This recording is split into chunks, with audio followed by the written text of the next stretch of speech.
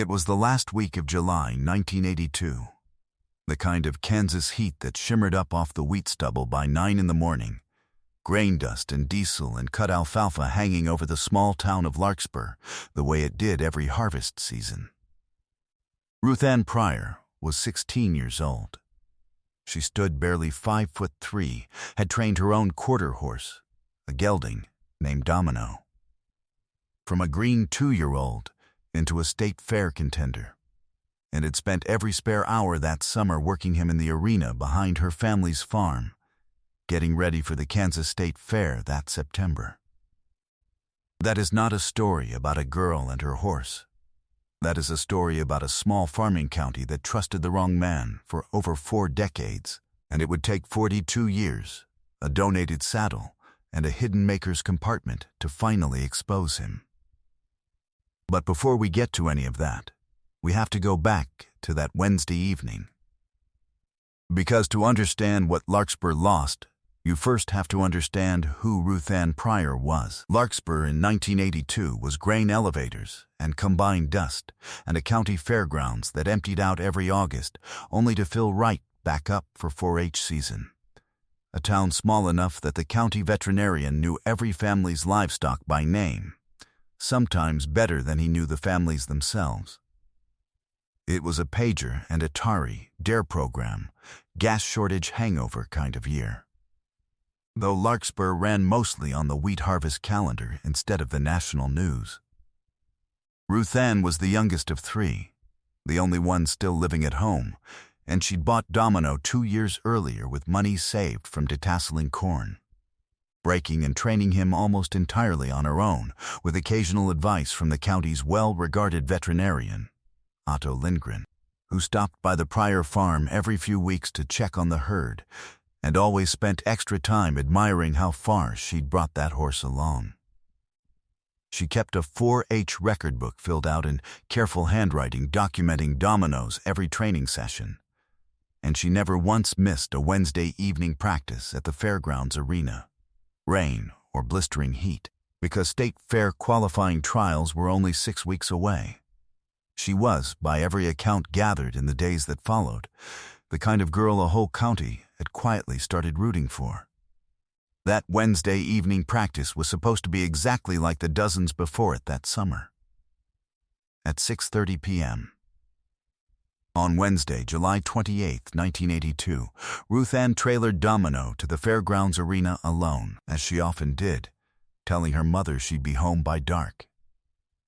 By 7:45, another 4-H family arriving for their own practice time saw Ruth Ann's truck and empty trailer still parked at the arena, but no sign of her or the horse in the ring. By 8:30, when Ruth Ann hadn't come home and it was fully dark, her father drove to the fairgrounds and found the truck exactly where it had been left. Keys still in the ignition, but Domino was gone from the arena and Ruth Ann nowhere in sight. By 10:00 p.m., the county sheriff's department had a search underway across the fairgrounds and surrounding pastureland. By the next morning, Domino was found wandering loose 3 miles away along a county road, saddle still on, reins broken. But Ruth Ann was gone. Her 4-H record book, always kept in the truck, sat untouched on the bench seat, nothing scattered. A detail nobody understood the significance of for a long time. One young deputy noted fresh tire tracks in the soft dirt behind the arena's equipment shed that didn't match any vehicle logged as being there that evening, and photographed a torn piece of fabric caught on the shed's rusted door hinge. Both were logged. Neither was matched to anyone for over 4 decades. Detective Hank Bowers caught the case, 38 years old, and the only detective the small county sheriff's department really had, having handled mostly cattle theft and the occasional bar fight before that summer. He knew the Pryor family, having bought hay from Ruth Ann's father for years, and he knew within days that a girl who loved that horse more than almost anything wouldn't simply abandon him mid-practice. The department looked hard at a ranch hand who'd been seen arguing with Ruth Ann's father over unpaid wages weeks earlier, and Bowers spent nearly 2 weeks building a case against him before witnesses placed him at a bar 40 miles away for the entire evening in question, clearing him completely. It was the first dead end, and it cost the investigation critical time heading into harvest season, when half the county's attention was pulled elsewhere by necessity. Meanwhile, the Pryor family searched the pasture land and grain elevators themselves for months, and the county turned out hard that first summer. 40, 50 volunteers some weekends, combines pausing mid-harvest so men could walk the fence lines. But as autumn came and the wheat stubble turned to winter fallow, the search thinned to just family. Then some weeks just Hank Bowers, driving the county roads alone on his day off with the case file on the seat beside him. Underneath it all sat those unmatched tire tracks and that torn fabric scrap, photographed by a deputy who left the department for city police work within the year, his notes boxed and mostly forgotten. By 1986, 4 years had passed, and the missing person flyer taped inside the county co-op window had gone the color of weak coffee. But nobody took it down. By 1993, Ruth Ann's parents had sold most of the herd as they aged, but they kept Domino himself until the old gelding passed peacefully in his 20s, never sold, never rehomed. By 2001, Hank Bowers had retired from the department entirely, but still drove the county roads near the fairgrounds every July 28th, because he'd promised himself years earlier that somebody local needed to keep remembering, even after the case moved to a drawer nobody else opened. The case went cold in every official sense, no leads, a short mention in the paper every 10th anniversary. But in the Pryor house, it never went cold at all. It simply became a season the whole family dreaded quietly every summer, without saying so. Every case on this channel represents weeks of digging through records, verifying facts, and piecing together real lives that were lost. If you want us to keep uncovering the truth behind stories like this one, please take a second to like this video, subscribe, and let us know in the comments where in the world you're watching from. Your support is what makes this possible. Now, let's get back to Ruth Ann. The case had been cold for 41 years when something happened that no one, least of all Hank Bowers, had anticipated. In 2023, a local family donated a collection of old ranching equipment to the County Historical Museum, including a well-worn Western saddle that had belonged to a veterinarian who'd since passed away, Otto Lindgren, given to the museum by his adult children who were clearing out the family barn. A museum volunteer restoring the leatherwork for display discovered a hidden compartment built into the saddle's skirting by its original custom maker, a common feature in that era meant for storing small valuables during long rides. Inside, wrapped in oilcloth, was a girl's silver 4H belt buckle engraved with the initials RP and a torn scrap of fabric matching, unmistakably, photographs from the original 1982 case file. The volunteer, whose own mother had been part of the search party decades earlier, called the sheriff's office directly. The case landed on the desk of a young detective named Dana Whitcomb, who tracked down Hank Bowers, 79 years old by then. Bowers drove to the museum himself the same afternoon and held the buckle in his hand for a long time before saying anything. "She never took that buckle off," he said. "Not once in that whole file did I think to ask where it might have ended up." The fabric scrap was compared directly against the museum's records and Bowers's own decades-old case photographs of the torn piece found on the equipment shed hinge. A match.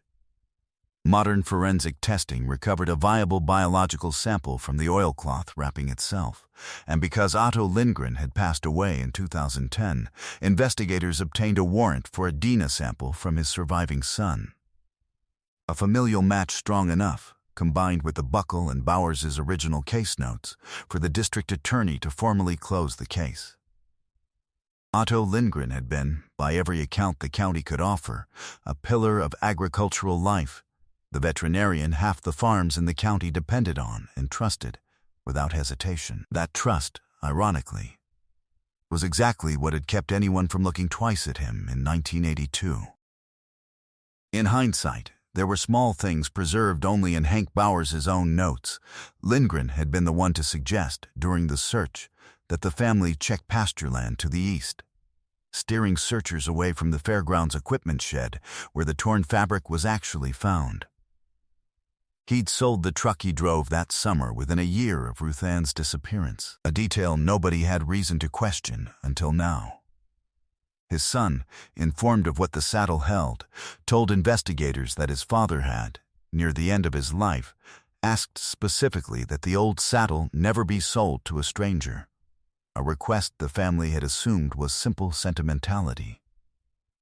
Word moved through Larkspur within a single afternoon, the way news travels in a small farming county. Phone line to phone line. Truck stop to truck stop. What moved through town wasn't hope.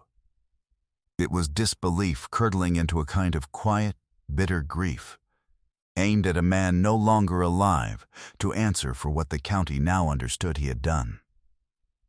Farmers who had trusted Lindgren with their livestock for 30 years sat with the news for days. Unable to reconcile the veterinarian they'd known with the truth, the Buckle and the Dina together confirmed. The district attorney's office formally closed the case, naming Otto Lindgren as responsible for Ruth Ann Pryor's death, even though, with Lindgren deceased since 2010, no arrest or trial would ever take place. Ruth Ann Pryor would have turned 58 the year her case was finally closed. Her father did not live to see it. He passed in 2015, having kept Domino's old halter hanging in the barn for the rest of his life. But her mother did, 83 years old, standing outside the county museum the day the findings were announced. The very saddle that held the answer now displayed nearby under glass. Hank Bowers was there too, 79 years old, holding the same case file he'd kept warm for over 4 decades. Asked afterward why he never stopped driving those county roads every July, he said he'd promised himself, the night he stood at that empty arena as a 38-year-old detective with almost nothing to go on, that Ruth Ann Pryor would not become a name nobody asked about anymore. He said he wanted her to still have somebody looking. Today, the Larkspur Fairgrounds Arena has a small plaque near the gate dedicated to Ruth Ann, and every year during State Fair qualifying season, the local 4-H chapter awards a scholarship in her name to a young rider who shows the same dedication she once did. It is easy, in stories like this, to talk about the monster and forget the girl. But Ruth Ann Pryor was not defined by what was taken from her. She was defined by a 4-H record book filled with careful handwriting, by a horse her family refused to ever sell, by a summer of practice sessions she never once missed. What does it take for a whole county to trust the wrong man for over 4 decades because of the good work he did with his hands? What does it mean that the truth sat hidden inside a saddle passed quietly from hand to hand for 41 years before anyone thought to look inside it? And what do we owe the people who keep driving the same empty roads looking for answers long after everyone else has stopped? Ruth Ann Pryor waited 42 years for someone to ask the right question. Hank Bowers made sure someone finally did. Justice found Ruth Ann Pryor after 42 years. Stories like hers are why this channel exists. If you believe truth is worth pursuing no matter how long it takes, subscribe. More cases are waiting in the description below. Thank you for being here.